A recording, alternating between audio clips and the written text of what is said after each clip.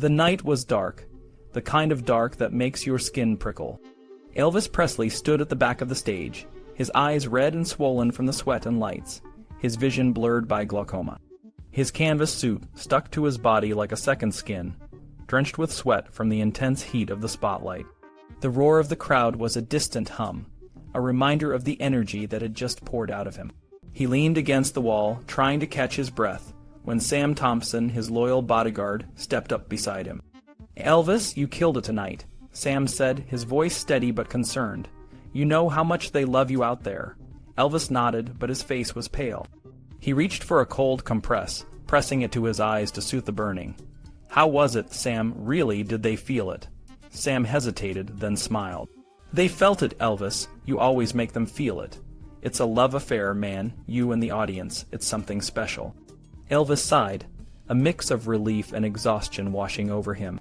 He had always been more than just a performer. He was a lover, a confessor, a healer.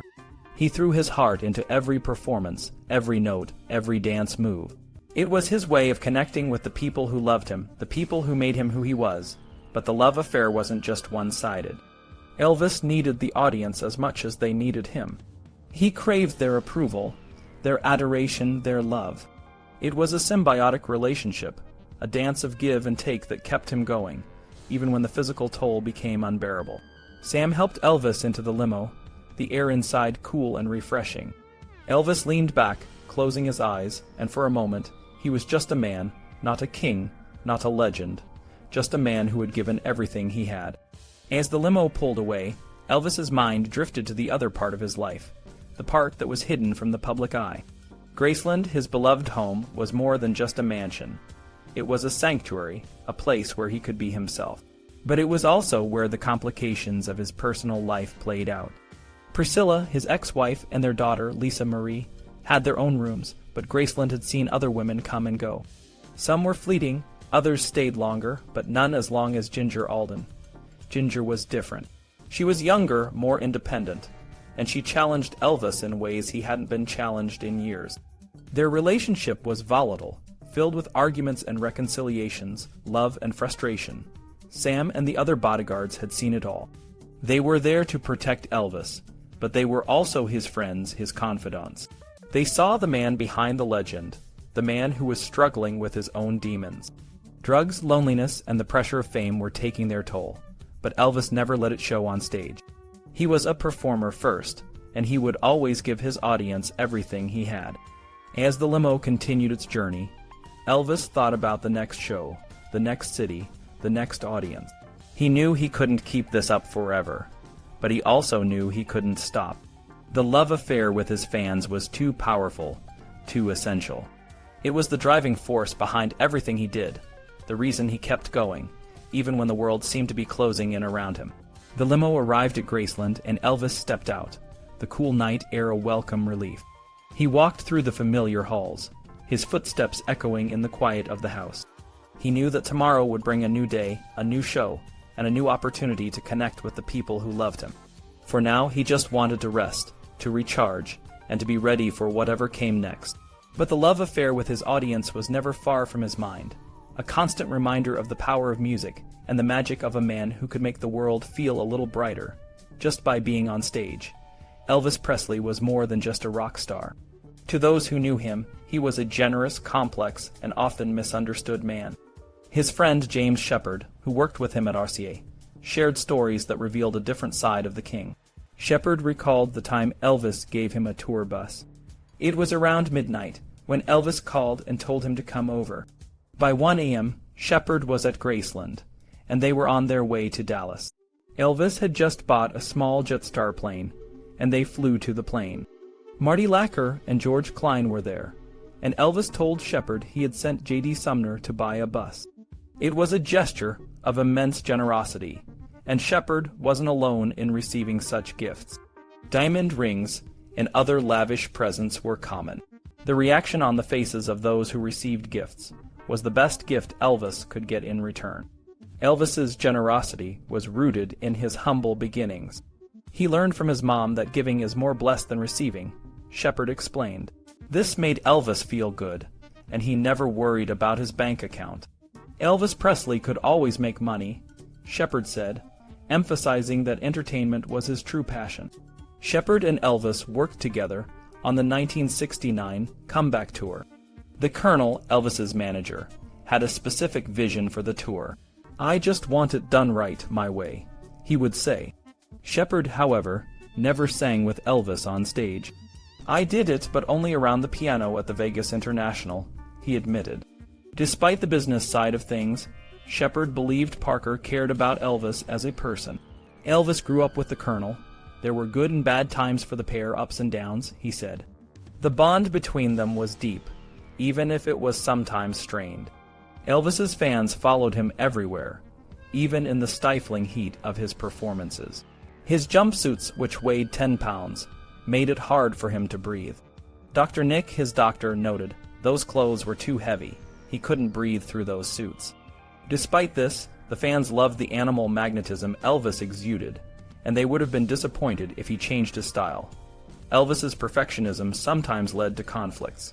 Sam Thompson, his bodyguard, remembered a time when Elvis stopped a show because the band played a wrong note. "He didn't do it to be mean, just to get them as good as he was," Thompson explained. The intensity of Elvis's performances was matched by his demands for excellence. Elvis's relationships with his team were complex. Sonny West, a member of the Memphis Mafia, described Elvis as extremely street smart, but also very naive.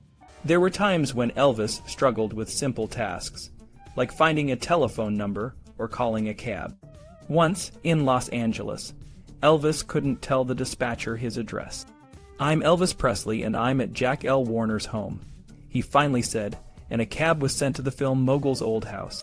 West and the others in the Mafia noticed changes in Elvis over time. "We knew it was a matter of time before he was going to get sick," West said. They tried to warn him about his drug use, but Elvis was protective of his team. "He meant more to us than the jobs," West added.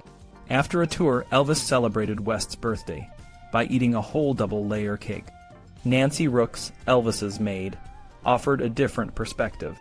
She cleaned his room, made his bed, and prepared his food. "He was very nice to work for, easy to please," she said. She debunked the myth of Elvis's peanut butter and banana sandwich addiction, saying he only ate them for about a week. She also tried to manage his food intake, especially when he was put on a diet. "He wanted soul food, not Californian food," she recalled. Dr. Nick, Elvis's doctor, first met him in 1967. Elvis had saddle sores from riding horses and needed a doctor's excuse to delay a movie shoot. Dr. Nick wrote the letter, and this marked the beginning of their relationship. Over time, Dr. Nick became a part of Elvis's entourage, though he initially resisted. "I didn't much care for him as a performer," he admitted, but he grew to love Elvis's connection with his audience. Elvis's loneliness and his desire for meaningful conversations were evident in his interactions with Dr. Nick. He loved being around people he could talk to, Dr. Nick said. Elvis's immediate crew began to tire him, and he sought intellectual stimulation. He was educating himself, Dr. Nick noted, and their conversations often delved into deeper topics. Elvis's life was a blend of generosity, perfectionism, and a deep need for connection. Despite the challenges, he remained a beloved figure, and his legacy continues to inspire. Dr. Nick, the trusted friend and physician, was always part of Elvis's world. He'd call from Memphis, asking if Dr. Nick could take a break and join him in California. "Can you get away for a few days?" he'd say. And Dr. Nick would go, only to find that all Elvis wanted to do was talk. Despite this, Dr. Nick never officially became the court physician. "No, I kept my practice," he explained. But it was hard to say no to Elvis, and Dr. Nick found himself spending more and more time with him, especially when Elvis moved from making movies to performing in Las Vegas. The Colonel, Elvis's manager, treated him more like a product than a person. He was very hard-nosed, a good businessman, Dr. Nick said, but only because he had a good product. The Colonel never let Elvis tour abroad, fearing the unknown. This decision kept Elvis's live performances limited to American audiences. Managing Elvis's eating habits fell to a mess. Rooks, the housekeeper. She prepared meals according to Elvis's unusual schedule. Breakfast was at 5 p.m., and the meals were massive.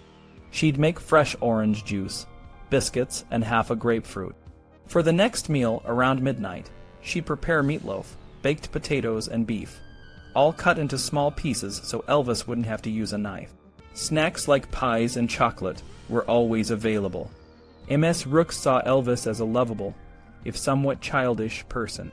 He was a nice, intelligent person, a mama's boy who didn't grow up like a real man, she said. He loved playing with toys he never had as a child, like trains and bubblegum machines. But when it came to business, he was serious and meant what he said. Elvis's relationships were often tumultuous, especially with Ginger. Ms. Rooks heard the arguments and saw the drama. He wasn't supposed to be with Ginger. He chose her from a lineup of Miss USA contestants, she recalled. Ginger's presence caused tension, and Elvis's family disapproved. His grandma told him she's too young, but he said, "I'll teach her."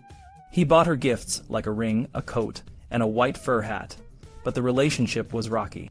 Elvis complained to Ms.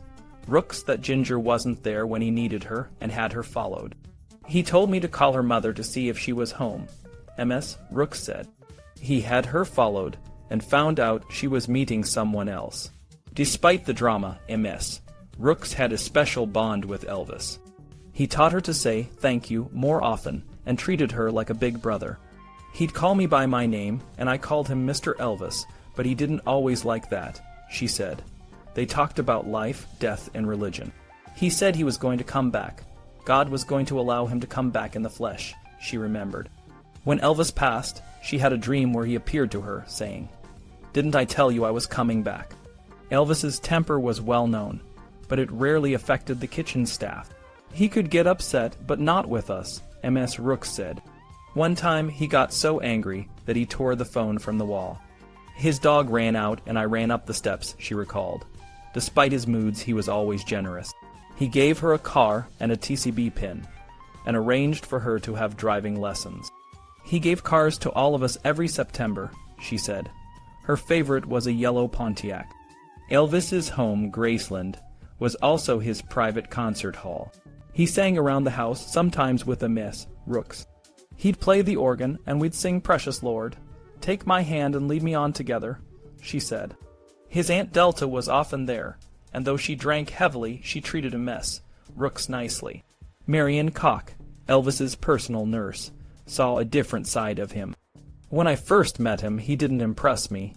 But when I met him again, he was a great guy, she said. She started working for him in 1975, staying at Graceland and driving back and forth every day. He didn't need a nurse, he needed someone to talk to, she explained. She refused to be paid, accepting only gifts like a car and a chain. He was a wonderful human being. He cared more about others than himself, she said. Elvis's secretary, Becky Yancey, also remembered him fondly. I liked him. He was a special person, she said. Working for him was like being part of a happy family. If he wanted me to write letters, it would take all day, she recalled.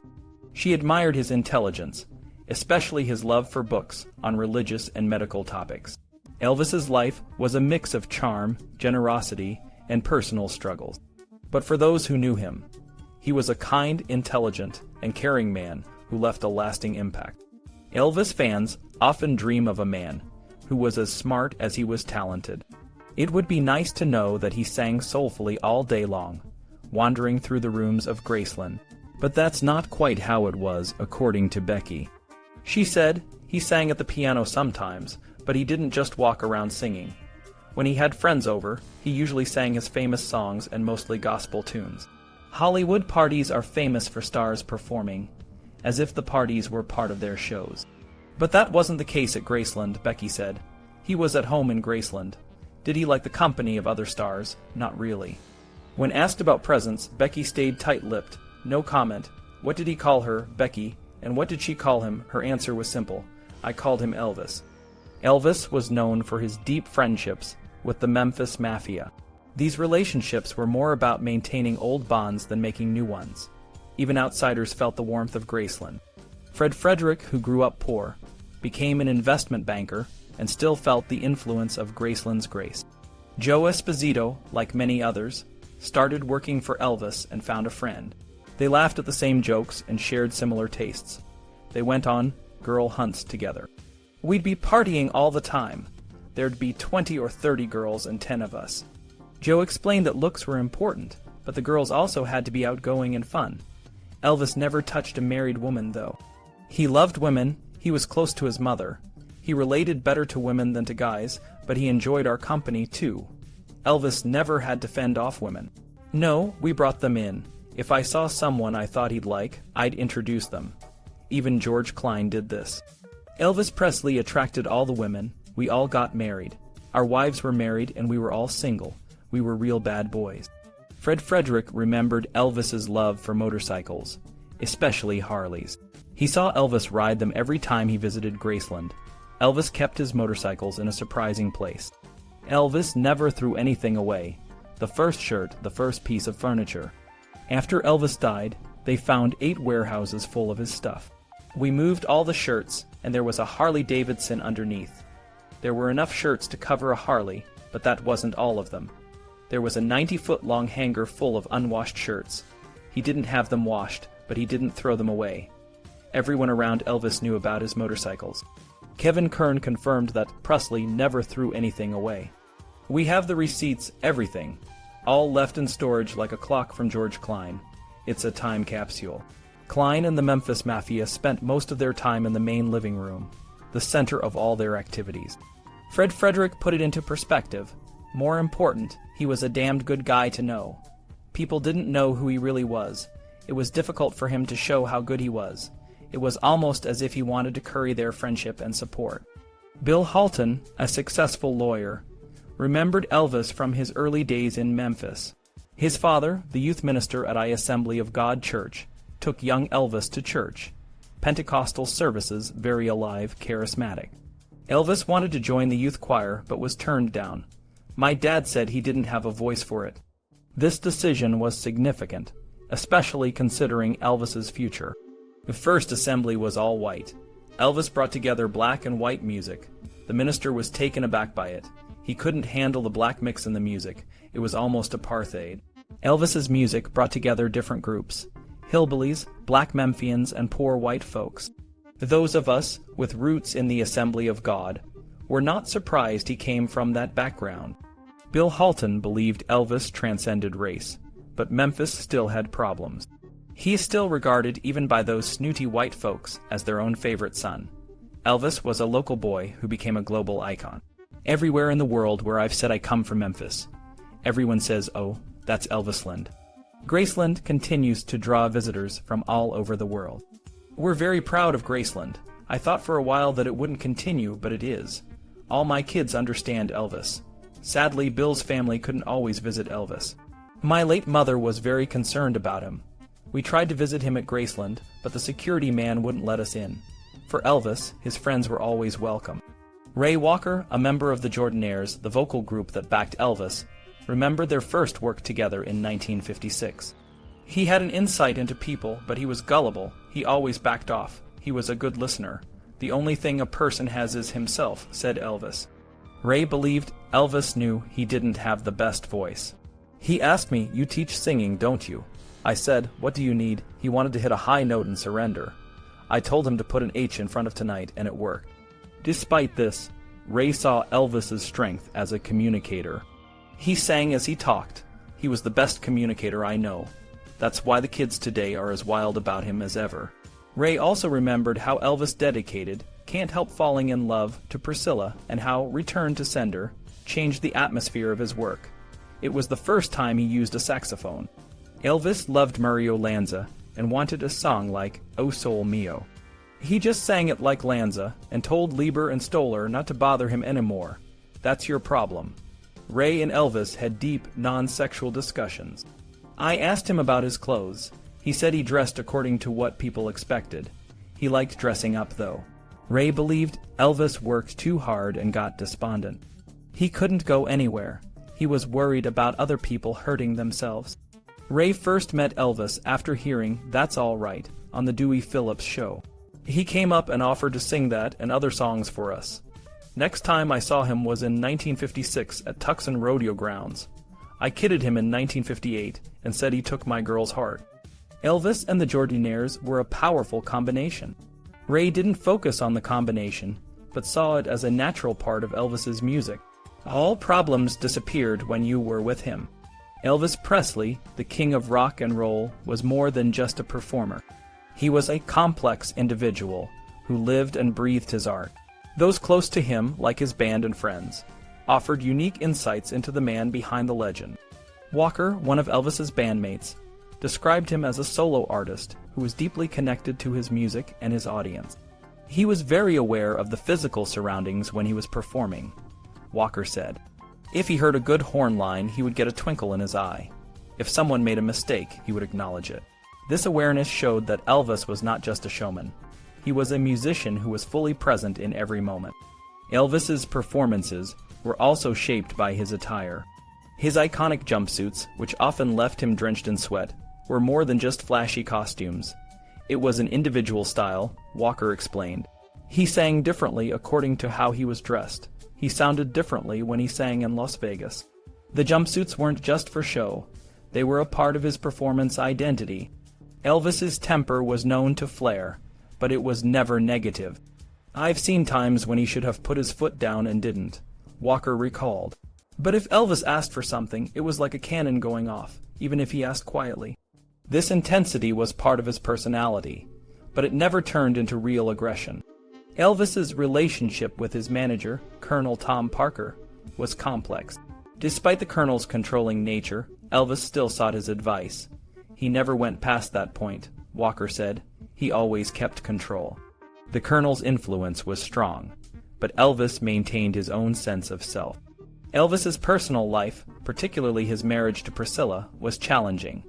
It was not good for Lisa Marie, Walker said. Elvis was caught up in a tsunami. All the guys around, the hubbub wasn't good for Lisa Marie. So Priscilla took her away to raise her in a neighborhood situation. The pressures of fame took a toll on his family life. Elvis's connection to his backup singers, like the Jordanaires, was deep and mutual.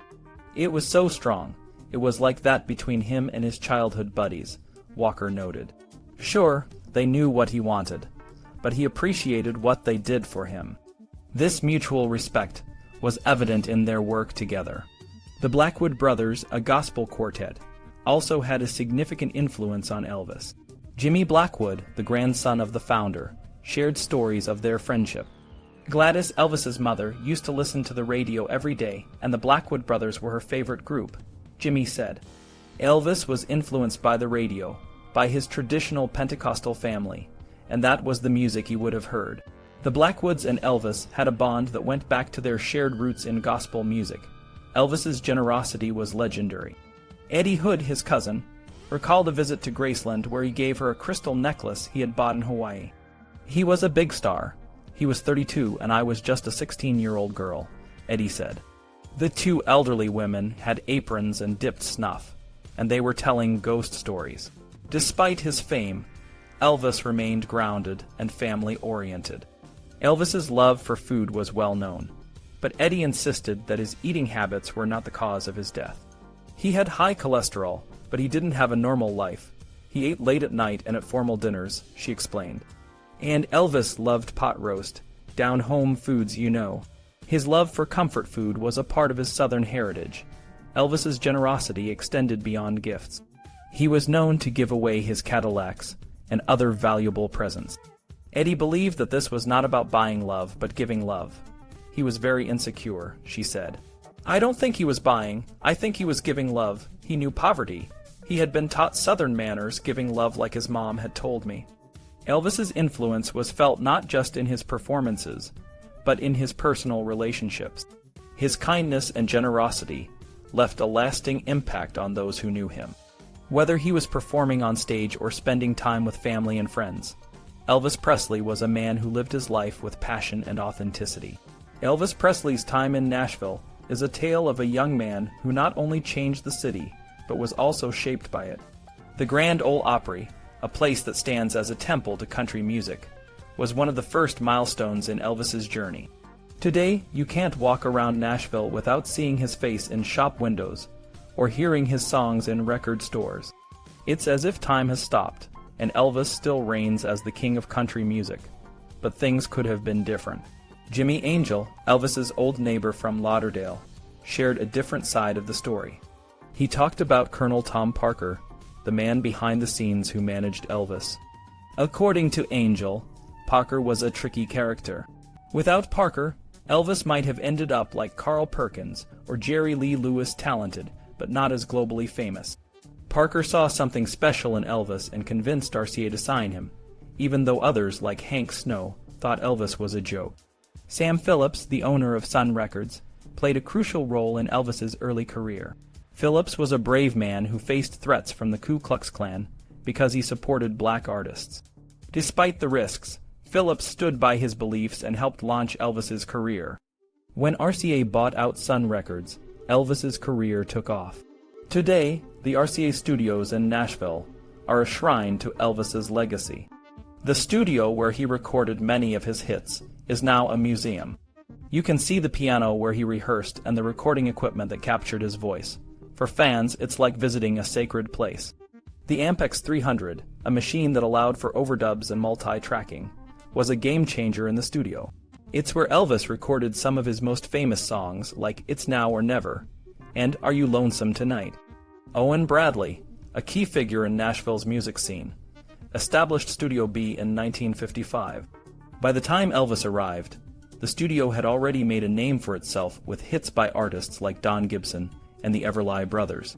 Elvis's recordings there helped solidify his status as a superstar. The studio is where the Nashville sound was born, a style that incorporated strings and other instruments to create a more polished sound than traditional country music. Elvis's time in Nashville wasn't always smooth. He had conflicts with Chet Atkins, an RCA executive and talented guitarist. Elvis was frustrated when Atkins messed up one of his recordings, leading to a heated confrontation. Despite the tension, Atkins continued to work closely with Elvis, often pushing him to achieve his best. Elvis's temper sometimes flared, and there's a story about him kicking a record player in the studio, leaving a mark that's still visible today. Nashville was also where Elvis's generosity was on full display. He gave away cars, jewelry, and even helped migrant workers get to church by gifting them Chevrolet El Caminos.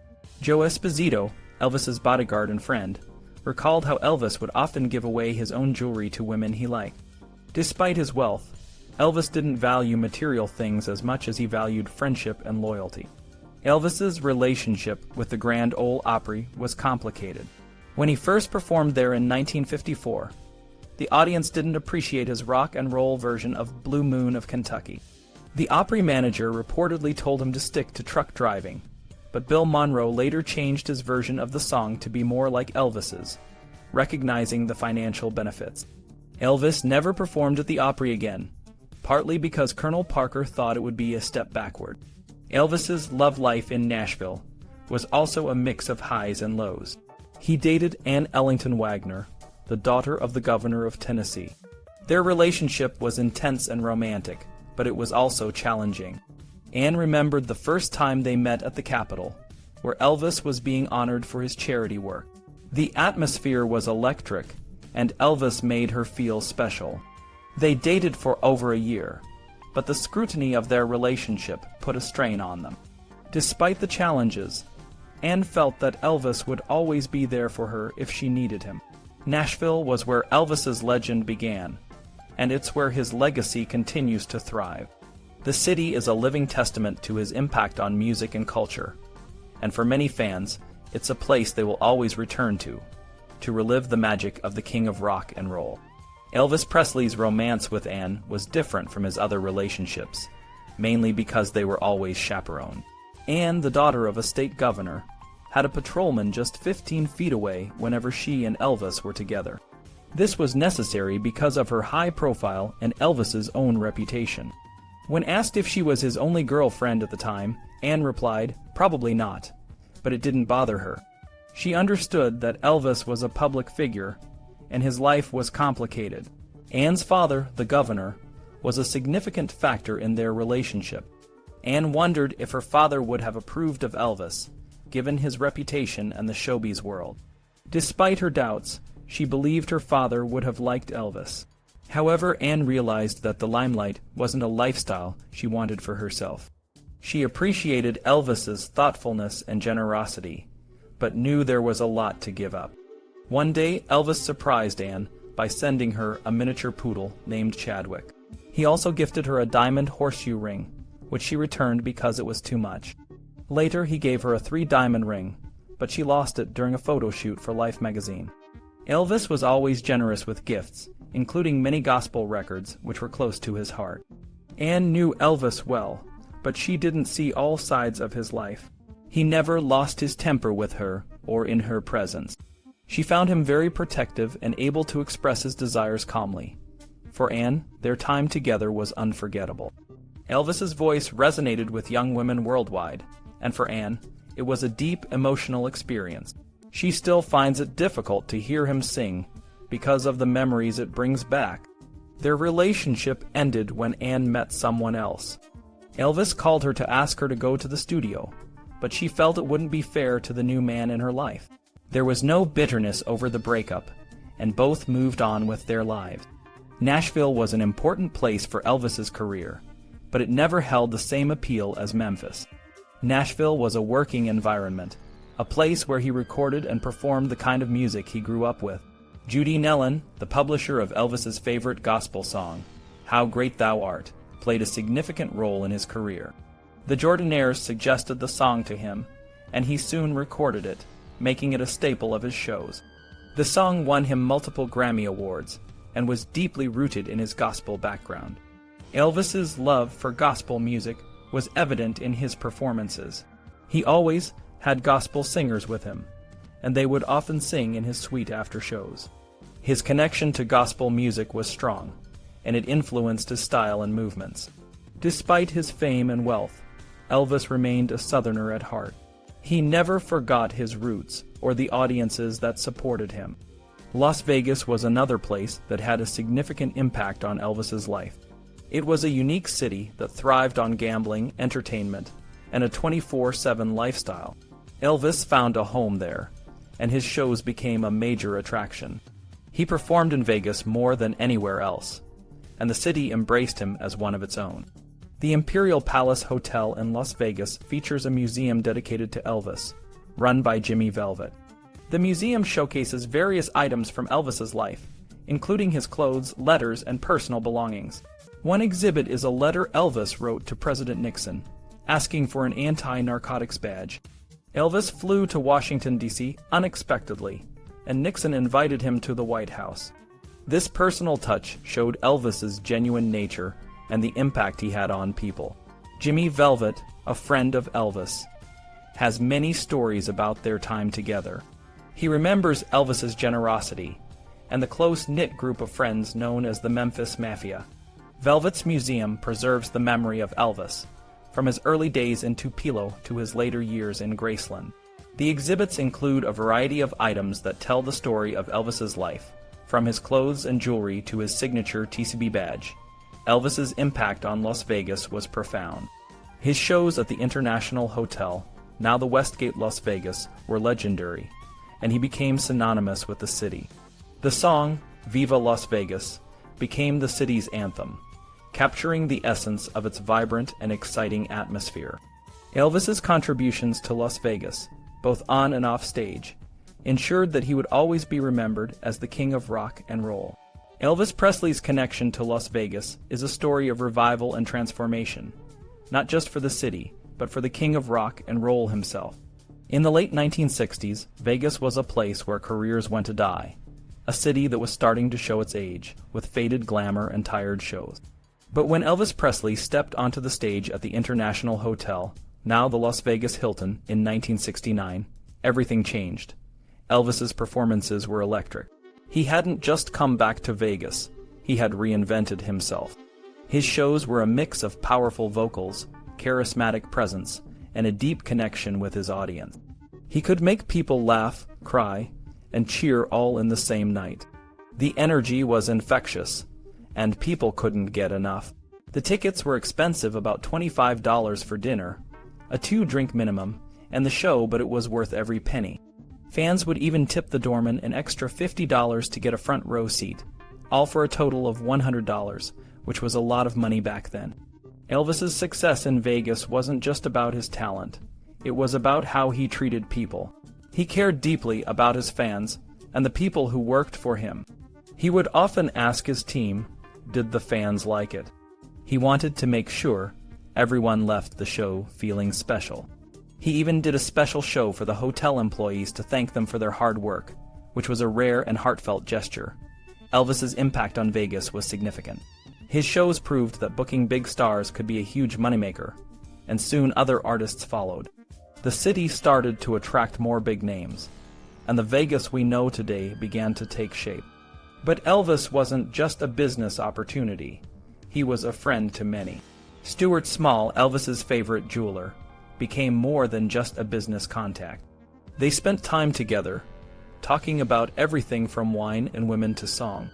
Elvis would buy expensive jewelry, not just for the women he dated, but for anyone he wanted to show appreciation to. He had a unique way of making people feel special. For the fans, Elvis was more than just an entertainer. He was a part of their lives. Susan Lawrence, who runs the Viva Las Vegas Club, remembers her father, a sous chef at the International Hotel, saying that despite all the fancy food available, Elvis always wanted a simple hamburger. For Susan, seeing Elvis perform was a life-changing experience. She felt a deep connection to him, and even used his music as a way to pray. For her and many other fans, Elvis was a friend and a source of inspiration. Vicky Sessler, another dedicated fan, moved to Las Vegas because of Elvis. She saw him perform multiple times and even had a personal interaction with him when he gave her a scarf, which was later stolen by a drunk man. Despite the loss, Elvis gave her another scarf the next night, and it was a moment she will never forget. She still wears a watch with Elvis's picture on it, a constant reminder of the man who changed her life. Elvis's legacy in Las Vegas is not just about the shows he performed or the records he broke. It's about the way he made people feel. He showed that even in a city known for its glitz and glamour, genuine human connections could still be found. His impact on the city and its people is a testament to his unique talent and his genuine care for others. Even today, decades after his last performance, Elvis Presley remains a beloved figure in Las Vegas, a city he helped transform and a place that will always remember him as the king.